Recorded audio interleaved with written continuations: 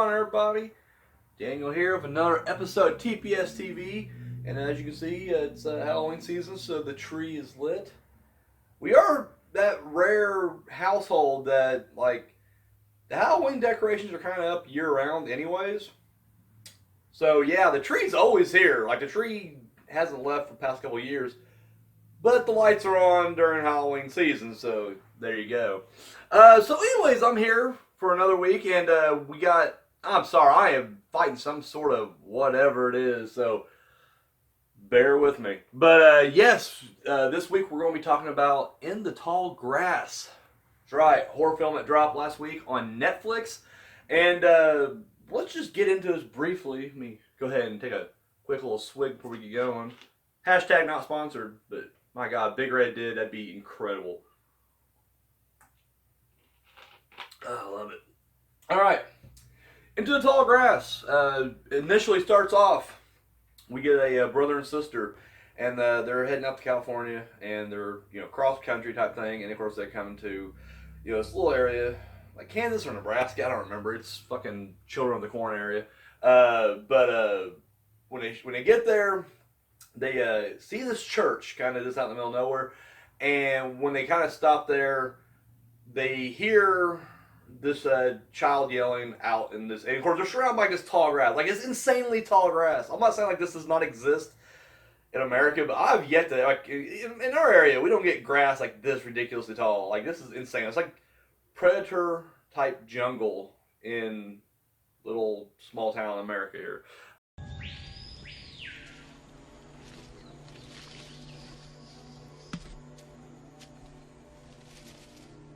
Not even small town. It's like literally between small towns, I'm guessing. But anyway, so they hear the noise. They all, they investigate, check it, to rescue the kid.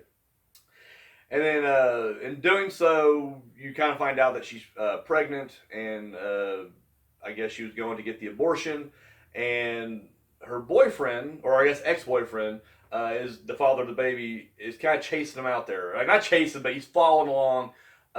Just trying to find out what's going on. Like, I guess he's been kind of out, like, ever since he left her, he's just been kind of out of the loop or whatever. So anyways, as, he gets out there now,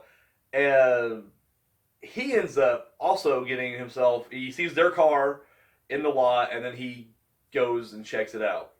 And then he goes and investigates and whatever, and then he kind of gets stuck. So every time they go in there, though, it's like this tall grass, like, once you enter its vortex, if you will, you're just kind of stuck. You're just in this endless loop. Nothing is quite as it seems. Like, at one point when the brother and sister are in there, they go in together, but they kind of get separated just a little bit. But at this point now, it's like, forget about it. So at one point, like, they're yelling, and it constantly seems like whenever you're like, hey, where are you at? They're like, I'm over here. It's not like they're over there, but then when you go that way, then they're over here somehow, And so to illustrate this, in the very beginning, she's like, just stop fucking walking, just stop. And then we'll jump in the air and we'll see if we can see each other. So they jump, and then of course, they're like right here. Whoa, hey, okay. And then she's like, all right, I think I know where you're at. Let's do it again. And then when she jumps the second time, oh shit, there's no one there. And then she realizes she's in trouble. And so that's kind of the thing.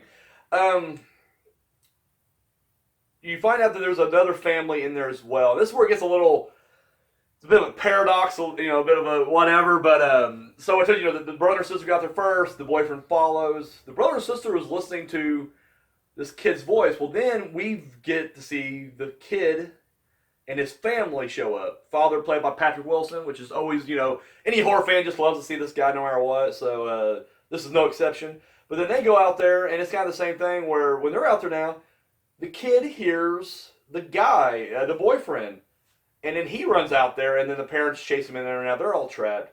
But then it's kind of like, well, wait a minute. The kid is what drew the brother and sister in, and then the boyfriend followed the brother and sister into that.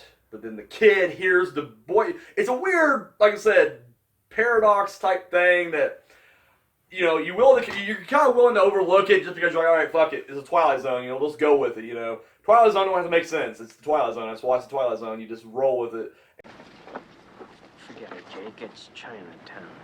And so I kind of, as I'm watching this, I'm like, all right, whatever. I'm sure, it'll make sense in the end, and we'll just kind of go with it. All right, so without going through this movie beat by beat, because I do think everybody should watch it.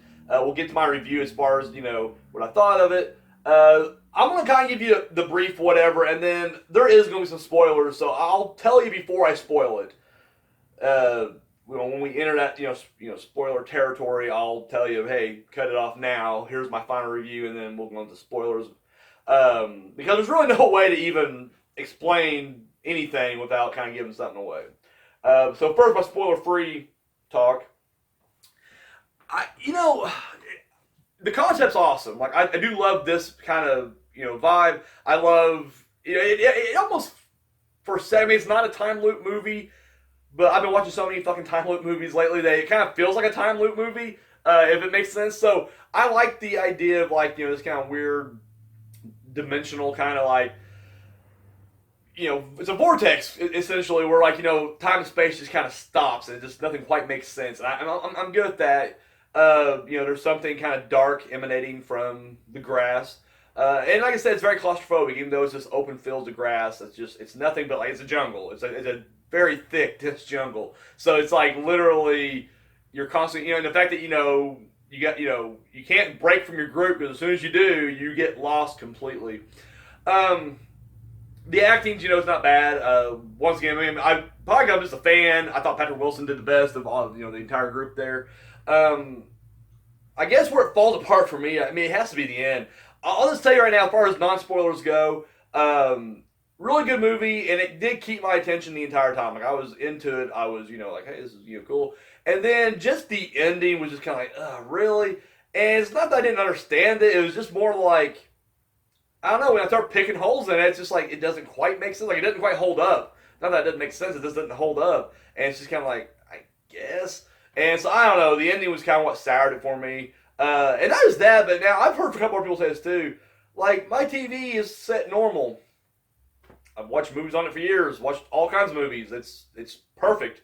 I've watched plenty of Netflix on there, perfect. And for some reason, watching Into the Dark Grass, like, night scenes were just like fucking pitch black. Like, it was insanely dark. Too dark. Couldn't see what was fully going on sometimes. And I was like, well, that's weird. And like, well, maybe it's just my TV set going out like that. But then I watched something else. Nighttime scenes clear, perfect. No issues. So I don't know what the cinematographer was doing or what was going on the set of Into the Tall Grass, in the Tall Grass. But it looked really dark to me. Like, I thought it's too much, too dark. Okay. So that's that. We'll spoilers from here on out. So if you don't want to be spoiled, I'll catch you guys next time, and come back next week. We'll do something else.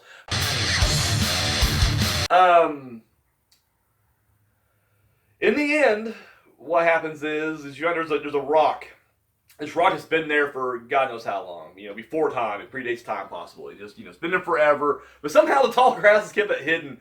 And it's kind of believable, I guess, if it's in the middle of fucking Kansas or Nebraska. Like, no one's fucking going out there. But then B, like, if you do go to us, you're going to get lost in the vortex anyway, so you'll just wind up gone and dead or whatever. But then that make no sense here, because there would have been more dead bodies. And that's the one thing you realize, like, if you're alive, you kind of keep reliving the day, and you can get shifted around. But as soon as you die, like, it can't move dead property around for some reason. So once you're dead, you just kind of drop. And that was like, everybody gets killed in this thing, and it keeps resetting. So I just kind of like, I don't know, I feel like whenever you get that kind of a thing going on, when it does kind of enter that time loop, genre, fuck it. Kill yourself and then start again next time and then try to do better. I don't know.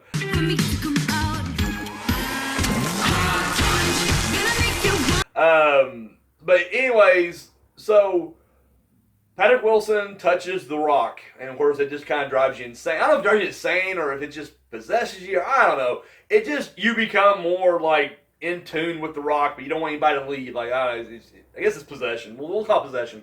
It's rock possession, but not the rock. Anyway, so you touch the rock, you're like, and then he's crazily chasing everybody and killing motherfuckers and everything like that. And anyways, at the end, it comes down to the kid, and then the girl and her ex-boyfriend. And anyways, somehow, no, the girl dies, and then like, it's the kid and the ex-boyfriend, and then like he just comes to the conclusion like, I'll just touch the rock, and the kid touched the rock at one point too, so I'm not sure like what the fuck. Doesn't matter. He touches the rock, and then he just decides to tell the kid like, hey, they find a way out. Like there's these like portals. I guess the best way, wormholes within the tall grass where you can kind of, the shortcuts you can cut out and you can kind of navigate your way out. And so when he figures it out, he's still himself enough to be like, hey kid, you need to get out there and prevent my girlfriend from even showing up. So sure enough, he sends the kid out. Next day, kid walks out of the church, and there is this van, and of course it's the brother and sister, and so he waves them down like, hey, don't go in there. And he has like her locket, so she's looking at a replica dirty locket that's her own. And then he's like, your boyfriend sent me, and they're like, my boyfriend hasn't showed up yet. And so she's like, all right. And then she decides like she's just gonna keep the baby for like no reason, like abortion all the way out there. And then like out of nowhere, just took like one kid come out of the church. He's like, I'm gonna decide to keep the kid. But anyways, and then the kid gets in there and they drive off together. And I'm thinking, okay, so this should just erase everything, right? Because that was the whole paradoxical fucking loop here. Was they show up, they hear the kid, they say shit, they go check out the kid. The boyfriend shows up, sees that their car's there, so he goes in to follow his ex-girlfriend and her brother.